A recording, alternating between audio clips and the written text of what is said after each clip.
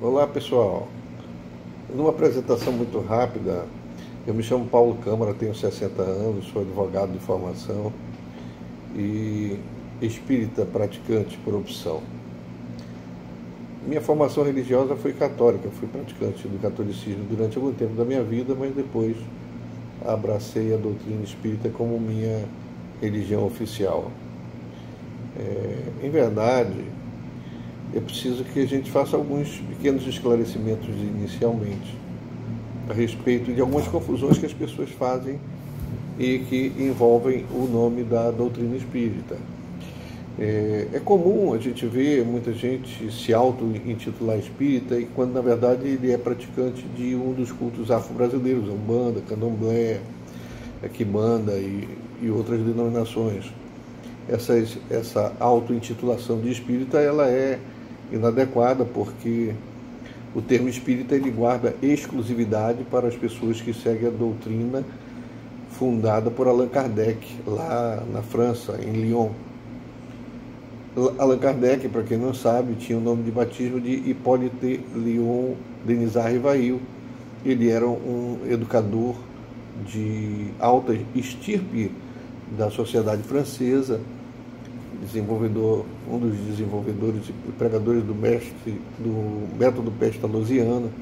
E Kardec, ao se deparar com alguns fenômenos inexplicáveis na época, ele decidiu que deveria investigar esses fenômenos, ao invés de simplesmente rechaçá-los ou criticá-los como algum tipo de embuste ou fraude. Então, ele se aliançou a um grupo de nobres e pessoas intelectuais como ele, e resolveu fazer uma abordagem investigativa, séria, criteriosa a respeito desses fenômenos. E a partir daí, ele teve muitas surpresas quando ele passou a entender efetivamente o que estava acontecendo.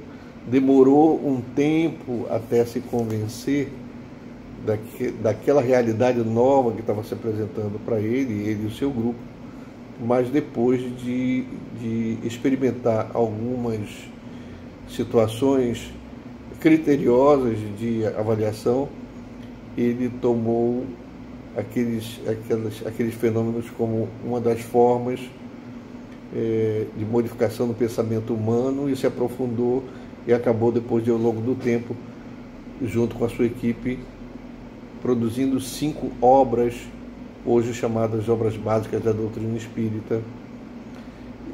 São obras que dão a sustentação a todo o conhecimento espírita e que permaneceram ao longo do século. Hoje a doutrina espírita, e eu me refiro aí especificamente ao kardecismo, ele há algumas, vamos dizer assim, algumas variações nessa avaliação que podem ser constatadas no Google, mas ela é a 7ª religião mais praticada do mundo.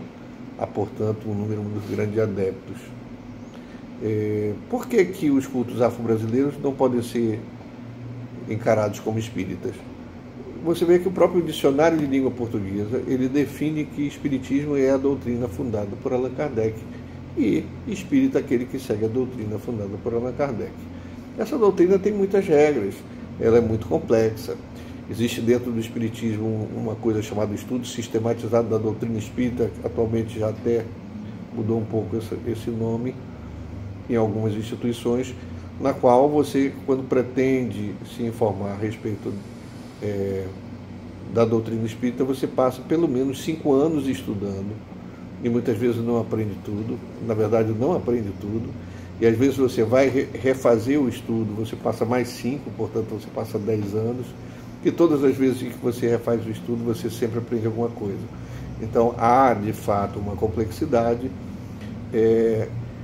O que aconteceu é que, em função dessa complexidade, o espiritismo acabou se elitizando, né? De certa forma, algumas mentes privilegiadas migraram para dentro da doutrina espírita, mas isso também não é por acaso, exatamente pelo seu grau de complexidade. Há muitas abordagens aqui que não são muito fáceis das pessoas entenderem. Exatamente por esse motivo é que eu vim me propor a ajudar as pessoas a entenderem determinadas coisas, fazendo neste canal Espiritismo Simplificado, uma conversa amigável entre eu e você que pretende entender um pouco mais essa doutrina, indo mais diretamente naqueles pontos específicos em que você tem dúvida. Se você não tem nenhum embasamento, você é a pessoa que eu pretendo me dirigir. Eu não estou aqui para fazer exposição de conhecimentos espíritas para quem já é espírita, principalmente porque não tenho a pretensão de ser doutor na matéria, mas tenho a pretensão de ajudar, sim, as pessoas a entenderem determinadas coisas.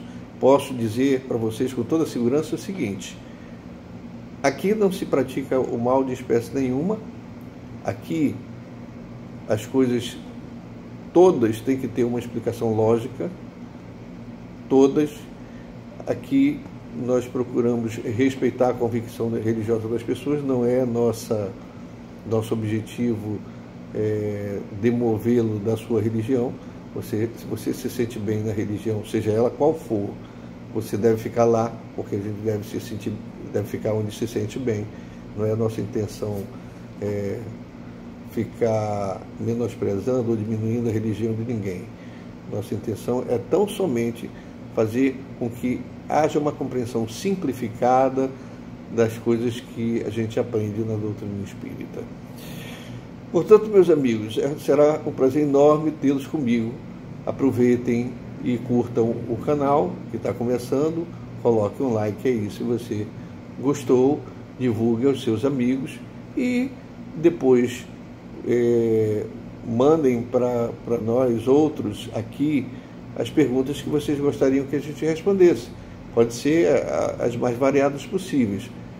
As relações de causa e efeito, por que acontece isso ou acontece aquilo, por que uns nascem com muita saúde e outros nascem com corpos defeituosos e outros já nascem ricos, outros miseráveis, outros pobres, outros isso, outro aquilo. Enfim, a diversidade humana ela tem uma razão de ser. A gente vai tentar explicar isso para você e, na medida do possível, eu estarei aqui pronto para ajudá-los. Muito obrigado por tudo. Nosso próximo assunto já será um assunto muito interessante, que chama-se perispírito ou corpo espiritual, que eu tenho, você tem, todos nós temos, e vai ser muito interessante você saber que este não morre, este é imperecível. Um grande abraço.